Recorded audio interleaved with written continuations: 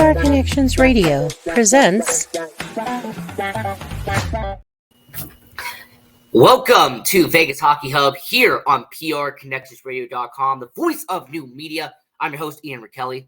And on this edition of Vegas Hockey Hub Recap, we break down every single game of the Vegas Golden Knights 2023-2024 season. It is time, and it is finally a good situation to talk about, as it is playoff time for your Vegas Golden Knights. This is your Game 1 recap here on Vegas Hockey Hub Recap. And this is going to be a fantastic episode. There's a lot of ups, a few downs, but overall, very happy situation right here as your Vegas Golden Knights are in the playoffs taking on the Dallas Stars. Now, go to PRConnectionsRadio.com, the voice of new media. Check out all of the fantastic content we have on the network. We have about a dozen shows on here, including Vegas Hockey Hub. So go to the website, www.prconnectionsradio.com. And if you also want to subscribe to their YouTube channel and help out the network at PR Connections. While you're doing that, if you want to go to the Vegas Hockey Hub YouTube channel at Vegas Hockey Hub, we are on all social media platforms and we upload exclusive content to certain websites. So I highly recommend going to all our social media platforms. And if you want to follow your host, I am on social media as well at Ian J. Rachiele. So this is a really good episode. I want to say, by the way, thanks to our network sponsor, paidperletter.com. So go to the website and use the _ Uncle Dan to get started today. I appreciate paidperletter.com for coming on board. Now, your Vegas Golden Knights getting into the playoffs. Now, there's a lot of question marks and a lot of stuff that was going to be going into this game, but it was addressed very early and really quickly heading into this game, because during the pregame notes, a few updates for your Vegas Golden Knights. Now, your host, Ian Rachiele, Vegas Hockey Hub, we went to the morning skate the Sunday before the Vegas Golden Knights would depart and head to Dallas on Monday. And at the morning skate, you would see a few updates that are very crucial for your Vegas Golden Knights. Now, the first one is that fact that your captain, Mark Stone, he would be cleared, he would be good to go, and more importantly, for Mark Stone, he would be in a Game 1, suiting up and playing for your Vegas Golden Knights. So that was fantastic news heading into this Game 1. The fact that you had your captain, someone who the Vegas Golden Knights need in that locker room, someone who has the respect of everybody on this team, and someone who really helps guide the young guys and the veterans kind of rely on when he's on the ice. Incredible player, Mark Stone, fantastic, top 50 player in the league, hands down. But Mark Stone coming back, him wearing the regular jersey in practice, and then being back in the starting lineup on the top 6 for Vegas, that is a stellar job there. Now on the bottom 6, Anthony Mantha, after him getting hurt in the last 2 games of the regular season, he would be cleared and be able to return for your Vegas Golden Knights. He would be on the 3rd line, and we'll go over the starting lineup later in the show. And then William Carrier, the misfit of the Vegas Golden Knights, he would be back on the 4th line. So after missing a good considerable amount of time, he has been gone since March 25th. William Carrier back in the starting lineup for Vegas Golden Knights. Now, defensively, not many changes here. In fact, you would have the usual core of your defense. But the question that everyone had on their mind moving forward is who was going to be the starting goalie, who was going to be in net for Vegas in the Game 1. But then when we saw Logan Thompson getting onto the ice first, that was kind of a clear indication that Logan Thompson would be your starting goaltender for Game 1. And indeed, he would be announced the morning of Game 1 as your starting goaltender. So Logan Thompson, really good there. His first playoff appearance, by the way, last year he got hurt, and it was Brisebois and Hill who was in the playoffs last year for Vegas. So a really good milestone in his career. The former All-Star for the Vegas Golden Knights, Logan Thompson, making his playoff debut for your Vegas Golden Knights. Now, on to the actual game itself. Now, Mark Stone, he has a lot of interesting stuff happening, and more importantly, social media was barking up a storm about Mark Stone coming back. You had people from all over, TSN, Sportsnet. You had people from Canada all complaining and moaning and groaning about Mark Stone coming back. But my only response is it against the rules? Show me in the NHL where it is against the rules to have a long-term IR. More importantly, I want someone to break this down for me, and I haven't really said much about this situation, but now is time to do it. You really think that somebody would actually miss 26 games and have a team barely make the playoffs if he's faking an injury? Like, the people in Canada, you realize how dumb that argument is, right?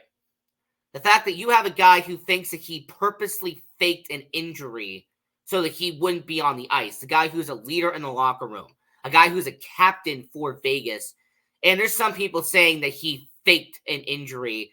And then there's, some idiot on NHL on TNT. I'm not going to say his name. He doesn't even deserve his name being mentioned. But, this guy, he bashes Vegas every single time. Yeah, he's a Toronto Maple Leafs fan. I mean, what have they done recently? But still, when it comes to the Mark Stone situation, I find it very laughable that there are people out there who are trying to justify, they're trying to sit here and criticize and everything like that. And I sit here and I really look at it and go, A, tell me where they broke a rule, and B, your logic does not make sense when you realize who Mark Stone is. Mark Stone wants to play all 82 games if he can. This is somebody who loves the game of hockey. This is somebody who wants to play every single night. And the fact that there are people who are saying that he would purposely miss games so the Vegas Golden Knights would get under the cap, I look at it as a very false argument. And to me, it's very laughable of an argument. Now, is Mark Stone somebody who does get injured every once in a while? Yes. And more importantly, the NHL is the most physical sport out of the big four. When it comes to baseball, basketball, football, and hockey, it doesn't even come close in terms of actual physicality. When it comes to the brutality on your body every single game, the NHL is the toughest and honestly one of the most brutal sports you can play. So for Mark Stone, I'm just going to end this here by saying for the people who are trying to make an argument that Mark Stone faked an injury, you sound really foolish. And more importantly, you sound like you really don't understand who Mark Stone is. And I'm out here in Vegas. I see what Mark Stone does for the organization. And more importantly, with Mark Stone, I see the impact he has in that locker room. He is someone who's an impact player. He has that it factor for Vegas. So when it comes to Mark Stone, it's to me a really bad argument. And once again, there are people who are going to continue to say it. They're going to continue to talk about it. And I'm just going to keep putting my hands up and saying, all right, if you're saying he faked an injury, I want some evidence of that. And then secondly, if you say that it's about the whole cap situation, show me the rule book and show me how Vegas didn't do what Tampa Bay did when they went back-to-back, when Chicago had their dynasty, when Pittsburgh went back-to-back. What's the difference? Now, getting into the starting lineup for this game. So, getting into the starting lineup for your Vegas Golden Knights in Game 1. Now, your first line for the forwards, you would have Ivan Barbashev at left wing, Jack Eichel at center, and Jonathan Marchessault at right wing. So, you have a situation where you have one of the most dependable first lines in the NHL. We have seen the chemistry of Jack Eichel and Jonathan Marchessault when they're on the ice. Two elite goal scorers on your Vegas Golden Knights. And then Ivan Barbashev, who has stepped up and carried his weight at times. So that first line, really solid there for the Vegas Golden Knights. And it's a situation where when you really analyze it, that first line is sneakily deadly. I mean, this is an organization that has a first line that is among one of the best in the NHL. And then the second line is somehow even better. You have Chandler Stevenson at left wing.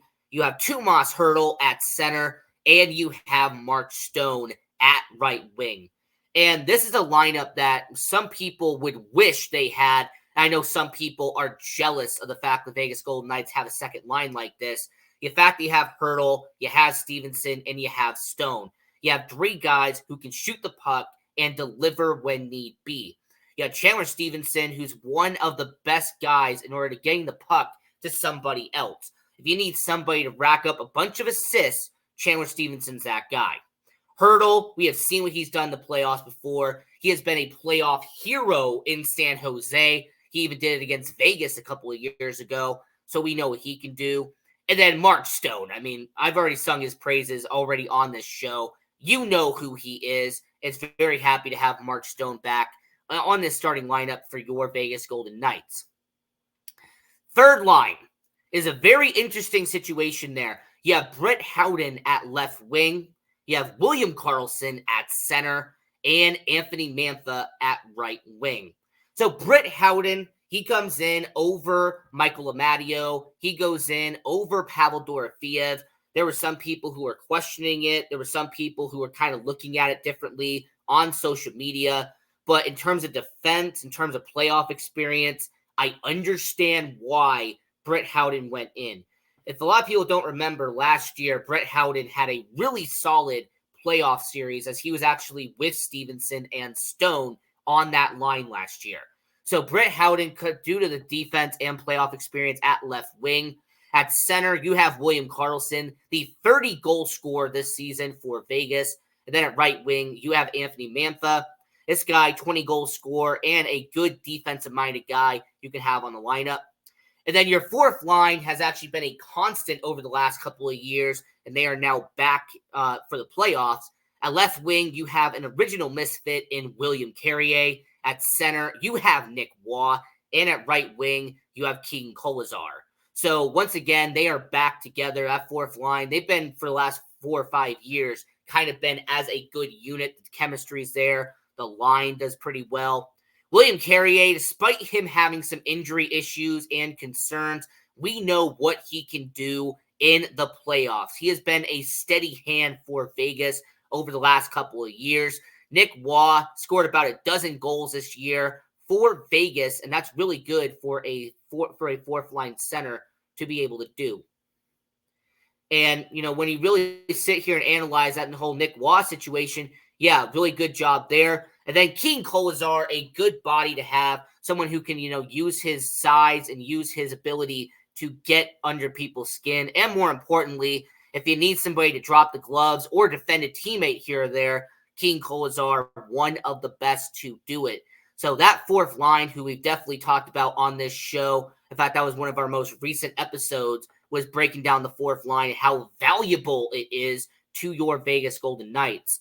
And William Carrier, Nick Waugh, Keegan Kolesar, one of the best fourth lines in the NHL in terms of production. But we broke that down on a completely different show. So, you know, when you sit here and you study the starting lineup for Vegas, defensively, I'm going to go over that very quickly. Pietrangelo and Hanifin, defensive pairing number 1. Defensive pairing number 2, McNabb and Theodore. Then your third defensive pairing, Zach Whitecloud and Nick Hague. So overall, the Vegas Golden Knights, a really good starting lineup. I mean, this is a starting lineup that I definitely would say has more positives and then only a few negatives. Okay, if you wanted to sit there and rotate certain lineups and swap people in and out, go as you please. But Bruce Cassidy is a Stanley Cup winning coach. He's someone who's been here and done it. I trust Bruce Cassidy just like I trust George McPhee, just like I trust Kelly McCrimmon, just like I trust Bill Foley. These people know what they're doing. That's why the Vegas Golden Knights won a cup last year. So getting into the actual game itself at the Dallas American Airlines Center out there. And to begin the game, not even half a minute into this game, you would have a high sticking penalty on Sam Steele. So the Dallas Stars would go to the box, and your Vegas Golden Knights would be on the power play to begin the first period of the game 1. And if you need someone to make an impact, right? if you need someone to score on the power play and send a message to the entire NHL, who do you think it would be? Who would be that person that would relay a message that I am back and I am here in the playoffs? Well, of course, that would be Mark Stone. As Mark Stone on the power play, first minute of the first period, he would get it past Jake Ottinger for his first goal of the 2024 Stanley Cup playoffs, assisted by Jack Eichel and Noah Hanifin. So that's a really stellar message, and it's something that I really kind of sat here and applauded, and I smiled with a huge smile on my face. The fact that Mark Stone comes back, scores the opening goal for Vegas, and sets the tone early in this game. That Vegas is going to be explosive on offense, and this is going to be a very tough game for Dallas. Now, fast forwarding a little bit into this game, after a couple minutes go by and a Nick Waugh slashing penalty against Jamie Benn, that would be killed off, and the Vegas Golden Knights would be 1-for-1 on the penalty kill in the 2024 Stanley Cup playoffs to begin this game one.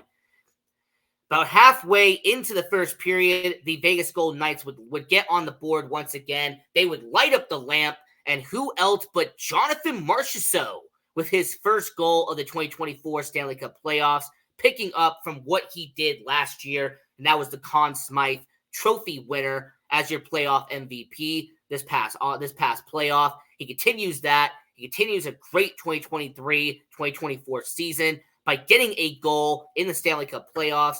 Good job by Jonathan Marchessault. That was a good setup by Ivan Barbashev in order to create this play. And just like that, your Vegas Golden Knights are up 2-0 on the Dallas Stars. And that's just a fantastic way to create this game. Just an amazing opportunity by the Vegas Golden Knights to execute and do exactly what they needed to do to establish the tone. And I am very happy to say that when it comes to your Vegas Golden Knights, they capitalized in this game. You know, when you have certain opportunities and you go up against one of the best goaltenders this past season in Jake Ottinger, you have to create your opportunities. And considering the only 15 shots the Vegas Golden Knights had on net, they took advantage and they capitalized on certain opportunities. Jonathan Marchessault in this situation, and then it's the first goal in the first minute of the game. Mark Stone, he did that as well. So Vegas Golden Knights be up 2-0 on the Dallas Stars by the halfway point of the first period. Now, something interesting would happen about 4 minutes left in the first period. Now, Shea Theodore, I have to call this out. Shea Theodore had a really bad turnover, and it created a 2-on-1 situation. Wyatt Johnston and Jamie Benn, they would skate down from the neutral zone into the offensive zone for them. The Golden Knights would be on an odd man rush. They couldn't capitalize on it. Logan Thompson in a really bad spot, and Jamie Benn, the captain of the Dallas Stars, would score his first goal of the playoffs. It would be a 2-1 game. Look, this is just simply on Shea Theodore. This was just a really bad situation. He caused a very costly turnover, and the Dallas Stars ended up taking advantage of it. So I don't blame Logan Thompson for it. I really do not blame Brayden McNabb. He did all he could. But overall, Shea Theodore, I look at his really sloppy puck handling as for why that happened. But the Vegas Golden Knights would capitalize about 1 minute later as Mason Marchment would have a high sticking penalty against Shea Theodore. He would go to the box, and your Vegas Golden Knights would be on the power play for the second time in this game. And man, oh man, your Vegas Golden Knights would take advantage of this, as not even half a minute into the power play, Tomas Hertl with his first goal of the 2024 Stanley Cup playoffs, assisted by Noah Hanifin, his second assist of this game. And just like that, 2 power play goals on the first period for Vegas, and that would be a 3-1 game for Vegas.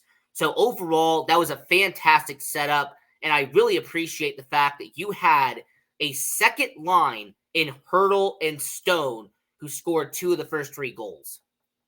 it really helped the Vegas Golden Knights understand that this top six is deadly. This top six is why they scored their first 3 goals. Marchessault, Stone, and Hurdle. So Vegas Golden Knights, I really like what they did in the first period. Outside of the Shea Theodore turnover, that was just the one bad thing that did happen in this game. But overall, this was a really good game from start to finish for your Vegas Golden Knights. And in the first period, that was a good establishing moment there. Now, towards the end of the first period, Jason Robertson would get a goal as he would get a good assist from Logan Stankoven, and it would be a 3-2 game for the Dallas Stars. Now, now, I really don't blame anybody for this. This was just a bang-bang situation in the neutral zone. Stankoven, he stole the puck. It was just a situation that happened. Jason Robertson, he would go down the ice. He would get past Logan Thompson with a good backhand, and he would score for Dallas. But overall, the first period, Vegas would be up 3-2, and that would really be able to help the Vegas Golden Knights get to where they needed to be. Now, for the second period, the only penalty would be a Zach Whitecloud holding penalty towards the first couple of minutes of this game. Now, the Vegas Golden Knights, for the second time in this game, would kill off a penalty kill. So you have to give credit to the special teams for Vegas. They stepped up in this game. They were 2 for 2 on the penalty kill and 2 for 2 on the power play. So special teams really did what they needed to do in this game, and that was be efficient for Vegas. You know who else was efficient for Vegas? Your host's favorite player. My favorite player on the Vegas Golden Knights is Nabber defenseman Brayden McNabb, and he would get his first goal of the Stanley Cup playoffs as he would nail it past Jake Ottinger to make it a 4-2 game for your Vegas Golden Knights, assisted by Jack Eichel. So Jack Eichel with his second point of this game, and more importantly, you have Brayden McNabb, who really helped increase the lead for the Vegas Golden Knights. Now, the only other notable moment that happened in the second period for your Vegas Golden Knights was an opportunity to score, and this is actually a really interesting moment. If it just went a little bit lower, I think they actually had a chance of scoring at this situation. Now, what I'm talking about is that in the second period, Jonathan Marchessault, he had his stick, he was in the right slot, and when he was trying to get past Ottinger, he just aimed a little bit too high, and it went over the net. Now, if it had just been a little bit lower, and considering the positioning of Jake Ottinger, that would have been a goal if Jonathan Marchessault had aimed just a tad bit lower, because when he did, it went right over Jake Ottinger, it went over the net, and it went towards the backboards. So for the Vegas Golden Knights, that was actually another situation to score in the second period. Did not happen, but that's good news. Vegas Golden Knights 4, and the Dallas Stars would be 2 by that point. And getting into the third period, the Vegas Golden Knights would have no penalties in this situation. The Vegas Golden Knights are playing conservatively. We were all noticing that. And then halfway into the third period, Mason Marchment with his first goal of the 2024 Stanley Cup playoffs for the Dallas Stars. And just like that, the Vegas Golden Knights would have their lead decreased by 1. So it would be a 4-3 situation halfway into the third period. And Dallas was becoming more physical. They were trying to get more aggressive. You could tell that there was more pounding into the boards, more physicality as the game was going on. But I can appreciate the discipline of your Vegas Golden Knights, because the discipline of this team is what helped your Vegas Golden Knights not fall into a trap. The discipline allowed your Vegas Golden Knights to not sit there and become a trapped team and not analyze that situation. So overall, I really sit here and applaud Bruce Cassidy and the special teams in general, because Vegas Golden Knights did what they had to do to pick up a victory here. As with about 2 minutes left, the Dallas Stars would pull their goaltender. It would be an empty net situation. Funny enough, Mark Stone actually had a chance to score an empty netter. It just went wide right and would become an icing for Vegas. But yeah, when it was shooting down the ice, a lot of people at the casino that I was at, we all kind of rose up thinking it was going to be a goal. It just went wide. By the way, I appreciate Santa Fe Hotel and Casino, by the way. If anyone wants to go to a sports book and watch this, I would say go to Circa, Stadium Swim, Santa Fe. I know Caesars has sports book. MGM has a sports book. If you can find a way to go to a place that you are able to watch as many games as possible, I highly recommend it. Because that's what we did. We were at the sports book. We were having a great time. I sat there. I had my drink. I had my food. And I was having a fantastic time watching this game. So once again, I appreciate the people at Circa, at the Stadium Swim for hosting the official watch party. And I also have to say, for people at Santa Fe, I know that they have the sports books out there. And there are people who have an amazing amount of time. And you get to chat with people and watch as many games as possible. Now, getting into the official game stats for this game, the Vegas Golden Knights would be outshot 30-15. So that's double the amount of shots Dallas took in this game. The hits, Vegas out-hit Dallas 56-33. So in terms of physicality, the Vegas Golden Knights kind of stepped up and outperformed Dallas, considering what the last series was last year. Vegas was really establishing the tone in terms of physicality. 2 penalties for each team. The Vegas Golden Knights were 2 for 2 on the penalty kill and 2 for 2 on the power play. Dallas was 0 for 2 on both categories there.